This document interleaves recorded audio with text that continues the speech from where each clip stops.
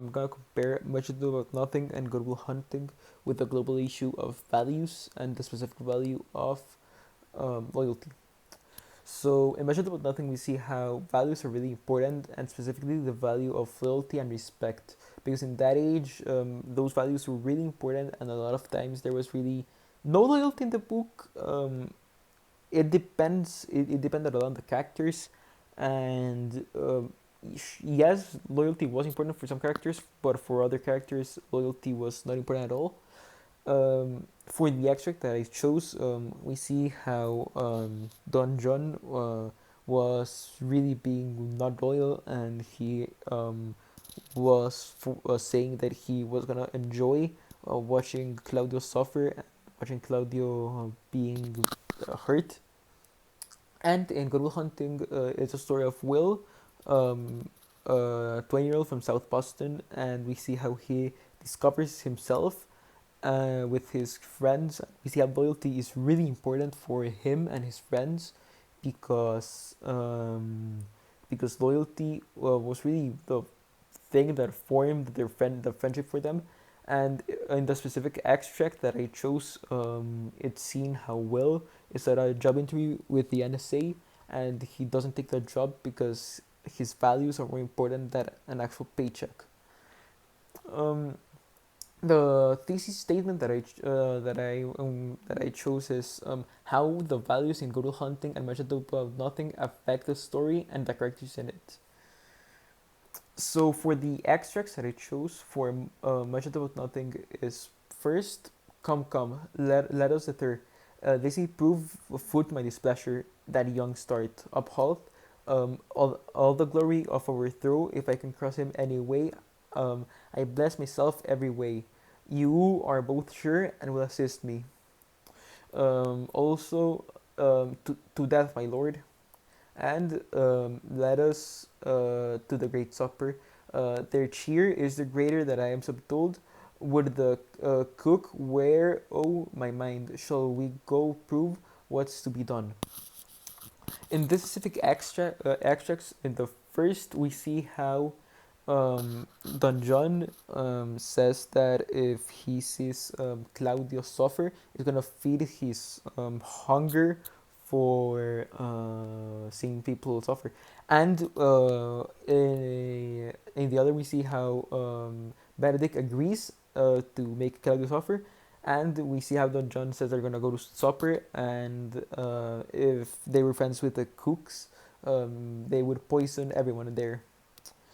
Um, Here we see how Shakespeare portrays in language that they're doing something wrong, because Shakespeare uses really abstract language throughout the whole story, but specifically in this extract and the where the characters are doing something wrong, he uses really abstract language, words like this may prove unto me, especially the young startup Hall, all the glory of my overthrow if I can cross him anyway.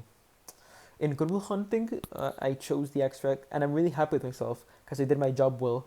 But maybe that code was the location of some rebel army in North Africa or the Middle East. Once they have that location, they bombed the village where the rebels were hiding, and 1,500 people that I never had a problem get killed.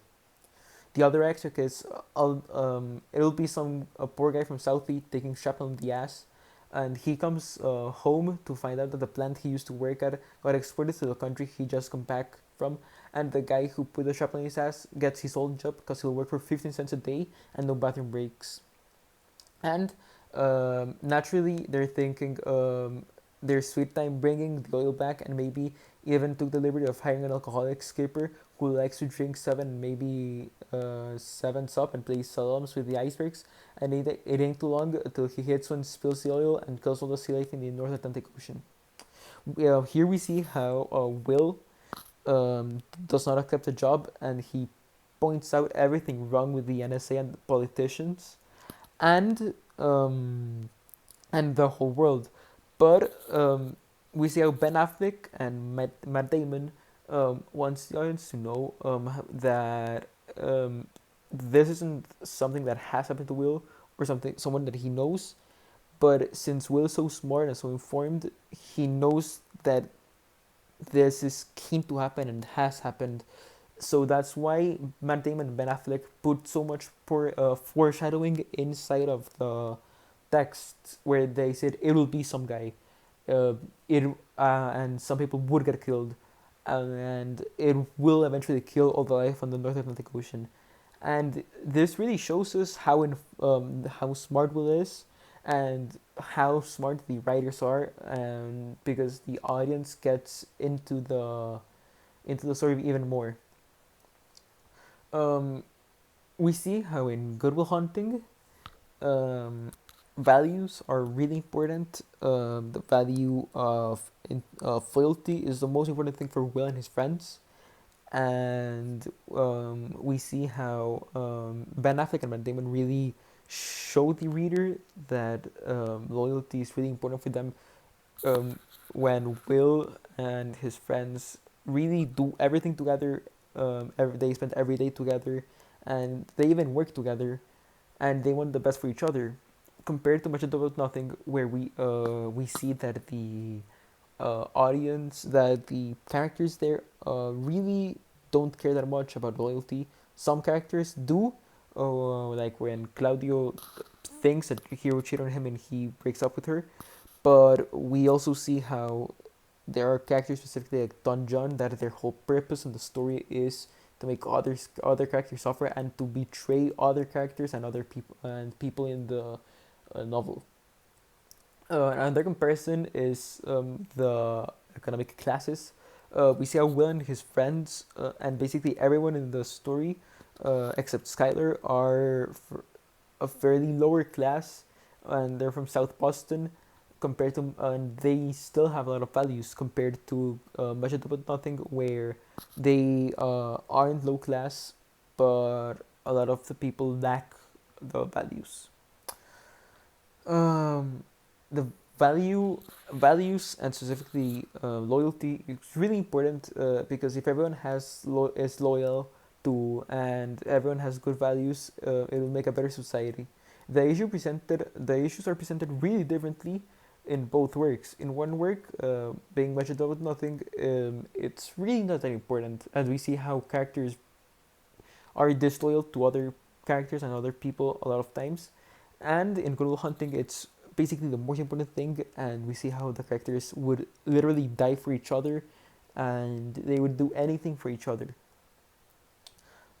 Um, in We see how in Good Will Hunting and Much Ado About Nothing both, um, the authors shows us that in society it's really important to have loyalty, because first in Good Will Hunting, we see how it's really, really, really important for the whole of the people and the story that everyone is loyal to each other and that they care for each other.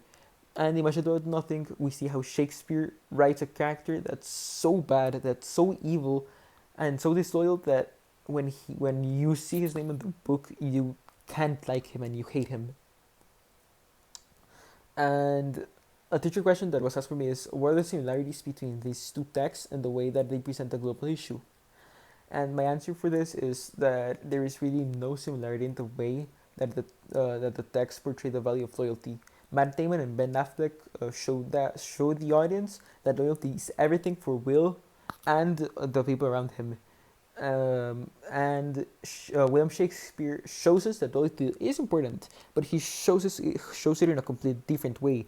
Instead of showing loyalty throughout the whole story of in every character, he shows us a really really disloyal character in Don John and his and Borraccio and Benedict.